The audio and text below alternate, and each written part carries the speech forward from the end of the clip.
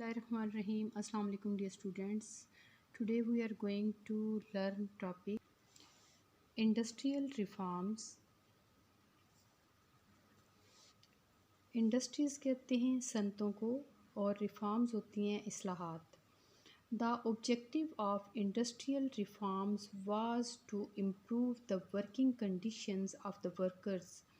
کہ جو مقاصد تھے صنعتی اصلاحات کے وہ یہ تھے کہ بہتر کیا جائے جو کام کرنے والے ہیں ان کی کنڈیشن کو یا حالت کو ورکرز کو and create a better industrial environment اور ایک جو ہے اچھا صنعتی ماحول پیدا کیا جائے. To rebuild the country's economy ملک کی معیشت کو دوبارہ سے تعمیر کرنے یا ری بلڈ کرنے کے لیے and for the revival and development of the industry اور صنعتوں کی بحالی اور ترقی کے لیے the workers were given proper and effective representation in the management of the industries. جو کام کرنے والے تھے ان کو مکمل اور بہت پر اثر ایک نمائندگی دی گئی جو مینجمنٹ تھی یا انتظامیہ تھی انڈسٹریز یا صنعتوں کی. The share of the workers in the prophet of industries was increased کہ جو حصہ تھا جو شیئر تھا کام کرنے والوں کا جو پروفٹ یا فائدہ ہوتا ہے انڈسٹریز کو اس کو بڑھا دیا گیا. Bonus was made mandatory for employees ملازموں کے لیے جو بونس تھا اس کو لازمی قرار دیا گیا. Health facilities for workers were increased کہ جو صحت سے متعلقہ سہولیات تھی کام کرنے والوں کے لیے اس کو اور بڑھایا گیا. Compensation to workers in case of injury death اور ایکسیڈنٹ واز انکریزڈ اور جو معاوضہ ملتا تھا ورکرز کو کہ کوئی اگر زخمی ہو جاتا یا کوئی کسی کے ساتھ کسی قسم کا مسئلہ ہو جاتا جیسے کسی کی ڈیتھ ہو جاتی یا ایکسیڈنٹ ہو جاتا تو اس معاوضے کو اور زیادہ بڑھا دیا گیا. Group insurance and social security system were implemented کہ گروپ انشورنس اور جو سوشل سیکیورٹی کا نظام تھا اس پر عمل درآمد کیا گیا. Zulfikar Ali Bhutto adopted a strategy of nationalisation of various institution کہ انہوں نے ایک طریقہ اپنایا یا اسٹریٹجی اپنائی اور وہ کیا تھی کہ بہت سارے جو ادارے تھے ان کو انہوں نے قومیہ لیا. میجر انڈسٹریل یونٹس بہت سارے جو انڈسٹریل یونٹ یا صنعتی یونٹ تھے جیسے کہ banks insurance companies and educational institutions were nationalised ان کو نیشنلائز کیا گیا یا قومی تحویل میں لیا گیا. The purpose and importance of this strategy was to gain control of the country's financial matters. اب اس کا جو مقصد تھا یا اس کی جو اہمیت تھی اس اقدام کو کرنے کی وہ حاصل کرنا تھا کنٹرول ملک کے معاشی جو معاملات ہیں ان پر and to pass on its benefits to the common man اور اس کے جو فوائد تھے وہ عام آدمی تک پہنچانا تھے. State Bank Insurance Corporation of Pakistan was established کہ اسٹیٹ بینک انشورنس کارپوریشن کا قیام عمل میں لایا گیا. Do you know the Commonwealth is an organisation of countries formerly ruled by the United Kingdom کہ کامن ویلتھ جو ہے یہ ایک آرگنائزیشن ہے ایک تنظیم آرگنائزیشن ہے یہ کنٹریز کی جو کہ جس کو رول کرتا ہے یا جو چلاتا ہے یونائٹیڈ کنگڈم یا برطانیہ یا اس کے تحت ہے. دس آرگنائزیشن واز اسٹیبلشڈ ان 1926 میں اس کا قیام عمل میں لایا گیا. مینی کنٹریز بہت سارے ممالک انکلوڈنگ جن میں شامل ہیں پاکستان انڈیا اینڈ بنگلہ دیش آر اٹس ممبر یہ سارے کیا ہیں بہت سارے اور ممالک کے ساتھ پاکستان انڈیا اور بنگلہ دیش بھی اس کے ممبرز ہیں. نیکسٹ ہمارے پاس ٹاپک ہے ایگریکلچرل ریفارمز. ایگریکلچرل زرعی ریفارمز اصلاحات زراعت سے متعلقہ کھیتی باڑی سے متعلقہ. Zulfiqar Ali Bhutto announced agricultural reforms آن مارچ 1 1972 یکم مارچ 1972 میں ذوالفقار علی بھٹو نے اعلان کیا زرعی اصلاحات کا.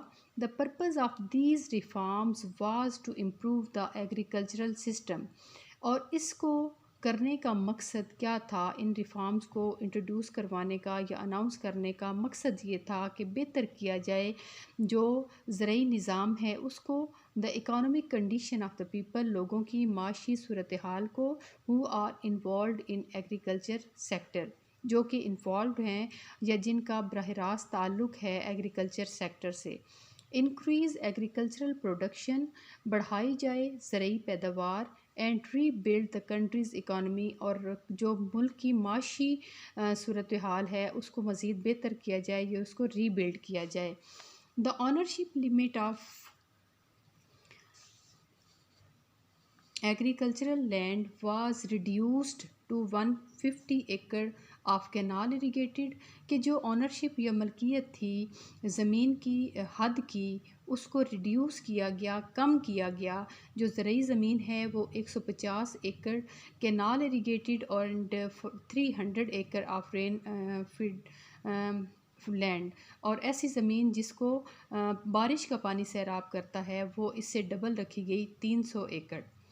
ایگریکلچرل ریفارمز ری ڈیفائنڈ لینڈ آنرشپ، کہ جو یہ ایگریکلچرل ریفارمز ہیں یہ دوبارہ سے وضاحت کرتی ہیں زمین کی ملکیت کی۔ ایکسیڈنگ دا پریسکرائبڈ لمٹ، جو لمٹ پریسکرائبڈ ہے یا مقرر کر دی گئی ہے اس سے اگر ایکسیڈ کیا جاتا یا اسے تجاوز کریں گے، the land became the property of the state, تو وہ جو زمین ہے وہ بن جائے گی حکومت کی جائیداد یا حکومت کی تحویل میں وہ آ جائے گی۔ The eviction of tenants from the land was stopped, tenants مزارع جو کہ زمینوں پر کام کرنے والے ہوتے ہیں ان کی جو زمینوں پر بے دخلی ہے اس کو ختم کیا گیا۔ The land acquired from the feudal lords and land lords was distributed free among the landless farmers، کہ وہ زمین جو کہ جاگیرداروں سے حاصل کی جاتی تھی اس کو بغیر کسی معاوضے کے ان لوگوں کو، ان کسانوں کو دے دیا جاتا جو کہ لینڈ لیس ہوتے تھے یا جن کی اپنی زمین نہیں ہوتی تھی۔ Educational reforms, Zulfiqar Ali Bhutto announce educational reforms in 1972۔ 1972 میں تعلیمی اصلاحات کا اعلان کیا ذوالفقار علی بھٹو نے۔ Private educational institutions were nationalised, جو پرائیویٹ تعلیمی ادارے تھے ان کو قومیہ لیا گیا۔ Due to this the salaries of the teachers and other employees working in those institutions became equal to the employees of the government educational institution۔ اور اس کے تحت کیا ہوا کہ جب اس کو نیشنلائز کیا گیا تو وہ لوگ جو کہ پرائیویٹ اداروں میں کام کرتے تھے ان کی جو سیلریز تھی وہ گورنمنٹ اداروں میں کام کرنے والوں کے برابر کر دی گئی۔ In order to provide affordable transport to the students کو وہ ٹرانسپورٹ جو کہ افورڈیبل ہو، جس کو وہ افورڈ کر سکیں، برداشت کر سکیں، وہ پرووائڈ یا مہیا کرنے کے لیے special discounts were given on the fear of buses and trains, جو کرائے تھے بسوں کے اور ٹرین کے اس میں خصوصی رعایت دی گئی۔